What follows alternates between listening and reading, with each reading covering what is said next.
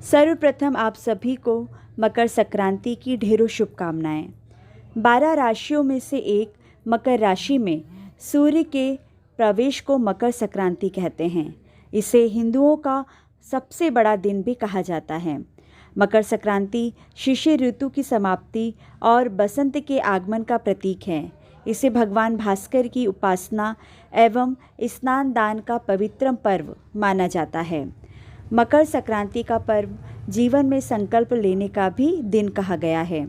संक्रांति यानी सम्यक क्रांति। इस दिन से सूर्य की कांति में परिवर्तन शुरू हो जाता है। वह दक्षिण से उत्तर दिशा की ओर अभिमुख हो जाता है। उत्तरायण से रातें छोटी और दिन बड़े होने लगते हैं। अंधकार घटने लगता है और प्रकाश में बढ़ोतरी शुरू हो जाती है। जब प्रकृति शीत ऋतु के बाद बसंत के आने का इंतज़ार कर रही होती है, तो हमें भी अज्ञान के तिमिर से ज्ञान के प्रकाश की ओर मुड़ने और कदम तेज करने का मन बनाना चाहिए।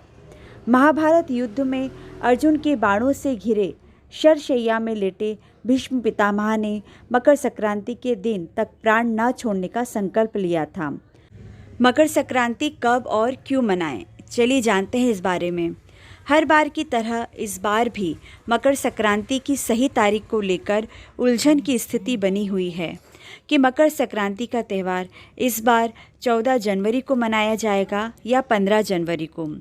ज्योतिषीय गणनाओं के अनुसार इस वर्ष 15 जनवरी को मकर संक्रांति का त्यौहार मनाना चाहिए। मकर संक्रांति के दिन सूर्य धनु राशि से मकर राशि में प्रवेश करता है। हिंदू पंचांग और धर्मशास्त्रों के अनुसार सूर्य का मकर राशि में प्रवेश 14 की शाम को हो रहा है। शास्त्रों के अनुसार रात में संक्रांति नहीं मनाते, तो अगले दिन सूर्योदय के बाद ही यह उत्सव मनाया जाना चाहिए। इसलिए मकर संक्रांति 14 की जगह 15 जनवरी को मनाई जाने लगी। अधिकतर 14 जनवरी को मनाया जाने वाला मकर संक्रांति का त्यौहार इस वर्ष 15 जनवरी को मनाया जाएगा। चलिए जानते हैं मकर संक्रांति का महत्व। शास्त्रों के अनुसार दक्षिणायन को देवताओं की रात्रि अर्थात नकारात्मकता का प्रतीक तथा उत्तरायण को देवताओं का दिन अर्थात सकारात्मकता का प्रतीक माना गया है। इसलिए इस दिन जप, तप, दान, स्नान, श्राद्ध, तर्पण आदि धार्मिक क्रियाकलापों का विशेष महत्व है। ऐसी धारणा है कि इस अवसर पर दिया गया दान 100 गुना बढ़कर पुनः प्राप्त होता है। इस दिन शुद्ध घी एवं कंबल का दान मोक्ष की प्राप्ति करवाता है। कई लोग सुबह जल्दी उठकर गंगा सागर की यात्रा करते हैं। वर्ष में केवल एक दिन मकर संक्रांति को यहाँ लोगों की अपार भीड़ होती है। इसलिए कहा जाता है, सारे तीर्थ बार बार, गंगा सागर एक बार। मकर संक्रांति का ऐतिहासिक महत्व। ऐसी मान्यता है कि इस दिन भगवान भास्कर अपने पुत्र शनि से मिलने स्वयं उनके घर जाते हैं।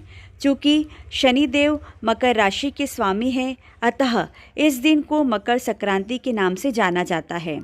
महाभारत काल में भीष्म पितामह ने अपनी देह त्यागने के लिए मकर संक्रांति का ही दिन चयन किया था।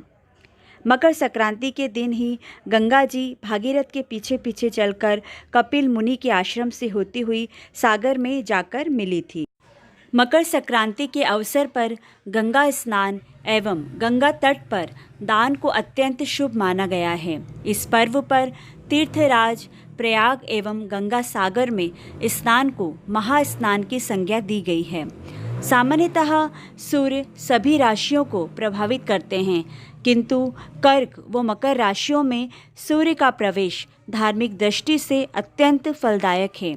यह प्रवेश अथवा संक्रमण की क्रिया 6 माह के अंतराल में होती है। भारत देश उत्तरी गोलार्ध में स्थित है। मकर संक्रांति से पहले सूर्य दक्षिणी गोलार्ध में होता है, अर्थात भारत से अपेक्षाकृत अधिक दूर होता है।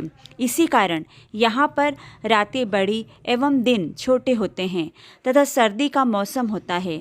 किंतु मकर संक्रांति से सूर्य उत्तरी गोलार्ध की ओर आना शुरू हो जाता है। अतएव इस दिन से रातें छोटी एवं दिन बड़े होने लगते हैं तथा गर्मी का मौसम शुरू हो जाता है।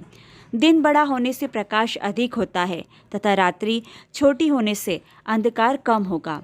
अतः मकर संक्रांति पर सूर्य की राशि में हुए परिवर्तन को अंधकार से प्रकाश की ओर अग्रसर होना माना जाता है। प्रकाश अधिक होने से प्राणियों की चेतनता एवं कार्य शक्ति में वृद्धि होगी।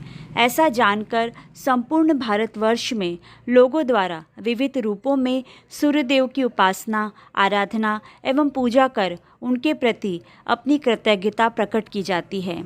सामान्यतः भारतीय पंचांग पद्धति की समस्त तिथियां चंद्रमा की गति को आधार मानकर निर्धारित की जाती है, किंतु मकर संक्रांति को सूर्य की गति से निर्धारित किया जाता है। इसी कारण यह पर्व प्रतिवर्ष 14 जनवरी को ही पड़ता है। एक बार फिर आप सभी को मकर संक्रांति की शुभकामनाएं।